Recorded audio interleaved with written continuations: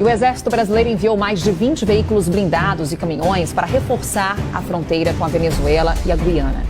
A ação acontece diante da disputa por Essequibo, território reivindicado pela Venezuela. Mas ele disse basicamente isso: nós somos da família dos BRICS. Ele atuou como se fosse praticamente do grupo, como já estivesse dentro desse grupo. Exército Brasileiro mobiliza dezenas de blindados e milhares de soldados e envia para uma região próxima à Venezuela, mandando um duro recado para Maduro. Essa movimentação inesperada pegou muitos de surpresa e está gerando muitas reações sobre o que poderá acontecer daqui para a frente.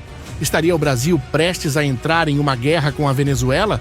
Nesse vídeo, eu vou te mostrar os números por trás dessa movimentação estratégica do Exército Brasileiro e principalmente por que eles estão fazendo isso agora. Você vai entender porque o Brasil e a Venezuela estão enfrentando uma crise e, o mais importante, isso vai se transformar em um conflito maior? Vamos começar com os números. Em novembro de 2024, o Exército Brasileiro iniciou uma das maiores mobilizações militares que vimos nos últimos tempos. Foram enviados para Rondônia dezenas de blindados, entre eles veículos de transporte de tropas e viaturas de reconhecimento, além de milhares de soldados. Ao todo, mais de 50 veículos blindados saíram de Campo Grande, no Mato Grosso do Sul, em direção à região norte do Brasil. Esses blindados não estão sozinhos. Eles estão acompanhados de um contingente significativo de militares, que inclui cerca de 600 soldados do 18º Regimento de Cavalaria Mecanizado, que está sendo formado em Roraima. Esse regimento terá até 2025 3 esquadrões operacionais prontos para responder a qualquer ameaça. E não para por aí. O Brasil também posicionou mísseis anticarro na região capazes de atingir alvos a quilômetros de distância. Esses mísseis são uma resposta direta a uma possível concentração de veículos blindados ou construções fortificadas do lado venezuelano. Mas afinal, por que o exército está mobilizando tanto poder de fogo assim tão perto da Venezuela? Para entender o motivo dessa mobilização, precisamos voltar um pouco no tempo e olhar para o que está acontecendo na Venezuela. Nos últimos meses, a relação entre o Brasil e a Venezuela tem se deteriorado rapidamente. Tudo começou a ficar tenso quando o presidente Nicolás Maduro, da Venezuela, começou a fazer uma série de declarações provocativas e até ameaçadoras. Ele chegou a acusar o Brasil de agressão descarada e fez insinuações de que poderia expandir o controle venezuelano sobre a cidade brasileira de Pacaraima, na fronteira, devido à grande presença de imigrantes venezuelanos na região.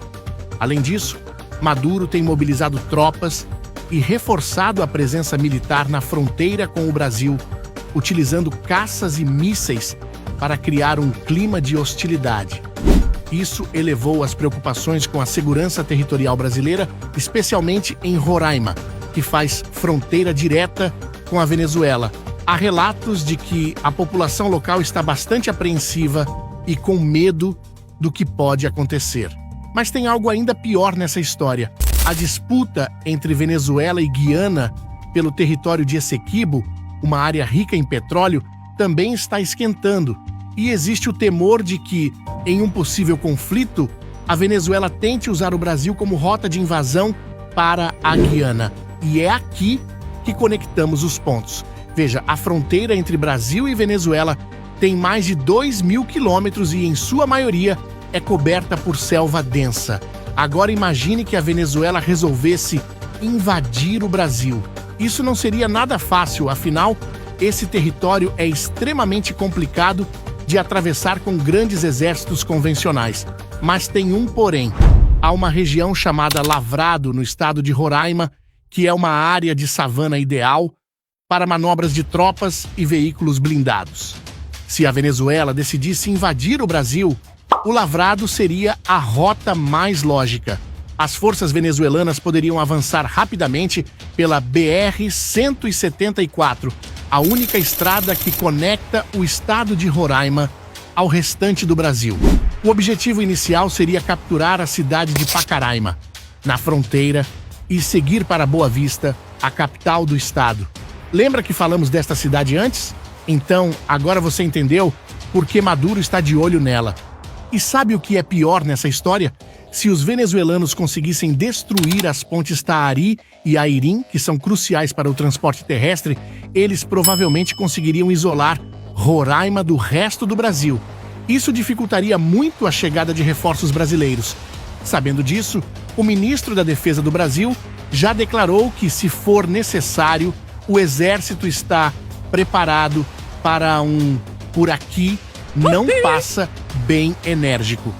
Nesse cenário, o Brasil certamente usaria seus aviões, como os Super Tucanos e os modernos caças Gripen, para atacar as colunas venezuelanas e suas linhas de suprimento, impedindo o avanço.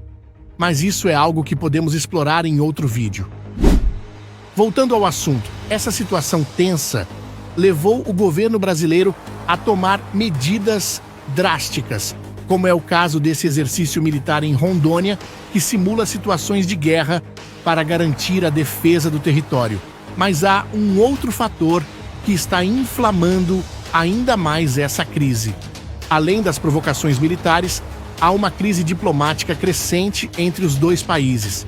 A Venezuela tem uma dívida bilionária com o Brasil, que ultrapassa 1,6 bilhão de dólares e está paralisada desde 2017. Quando o presidente Lula assumiu o governo, ele até tentou reatar relações com a Venezuela e resolver a questão da dívida. Mas as negociações não avançaram. A situação ficou ainda mais complicada quando o Brasil vetou a entrada da Venezuela no BRICS, o bloco econômico formado por Brasil, Rússia, Índia, China e África do Sul. Esse veto foi visto como uma agressão por parte do governo venezuelano, e Maduro não poupou críticas ao Brasil, chegando a desafiar publicamente o veto, dizendo que a Venezuela é dos BRICS. Diante desse cenário, fica claro que as tensões entre os dois países não são apenas militares, mas também econômicas e diplomáticas. E sabendo disso, a grande pergunta que fica é: isso pode virar uma guerra? Afinal, estamos vivendo tempos no mínimo estranhos. Mas nesse caso, a resposta não é simples. Veja, por um lado, o Brasil está claramente se preparando para o pior. A mobilização de tropas e blindados em Rondônia, junto com os mísseis anticarro, mostra que o exército brasileiro está pronto para uma resposta rápida em caso de qualquer provocação mais séria por parte da Venezuela. Por outro lado, o Brasil tem adotado uma postura diplomática bastante moderada, como é de se esperar. Mesmo após as provocações de Maduro, o governo brasileiro não reagiu de forma agressiva. O Itamaraty emitiu notas de desagrado, mas evitou escalar as tensões. Recentemente, até mesmo o presidente Lula afirmou que Maduro é um problema da Venezuela, não do Brasil, tentando afastar a ideia de um confronto direto. O cenário mais provável, pelo menos por enquanto, é que as tensões continuem no campo diplomático, mas, como vimos na história recente, situações como essa podem escalar rapidamente se não forem contidas. E você, o que acha a respeito? Deixe sua opinião nos comentários. No final das contas, o que o exército brasileiro está fazendo é mandando um recado claro. O Brasil está preparado para defender sua soberania e suas fronteiras.